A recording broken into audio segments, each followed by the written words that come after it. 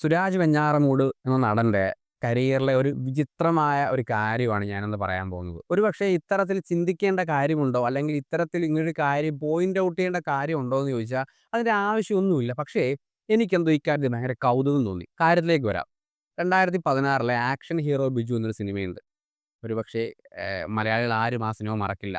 അതിലെ സുരാജേട്ടൻ്റെ കഥാപാത്രത്തെ തൻ്റെ ഭാര്യയെ കാണാനില്ലെന്നും ഒളിച്ചോടിപ്പോയതാണെന്നും പരാതി പറയാൻ സ്റ്റേഷനിൽ ആദ്യം വരികയും പിന്നീട് തൻ്റെ ഭാര്യ ഇവരില്ലെങ്കിൽ വേണ്ട മകളെയെങ്കിലും എനിക്ക് വേണമെന്ന് പറയുമ്പോൾ, മകൾ നിങ്ങളുടേതല്ല നിങ്ങളുടെ സുഹൃത്തിൻ്റേതാണെന്ന് ഭാര്യ തന്നെ പറയുമ്പോൾ ആകെ തകർന്നു പോയി കരഞ്ഞുകൊണ്ട് ഇതൊരു തമാശയാണെന്ന് സ്വയം ബോധിപ്പിക്കാൻ ശ്രമിച്ചുകൊണ്ട് കരഞ്ഞുകൊണ്ട് ഇറങ്ങിപ്പോകുന്ന പവിത്രൻ എന്ന സുരാജേട്ടൻ്റെ ക്യാരക്ടറിനെ ഒരുപക്ഷെ ഒരു മലയാളിയും മറക്കാനിടയാനില്ല.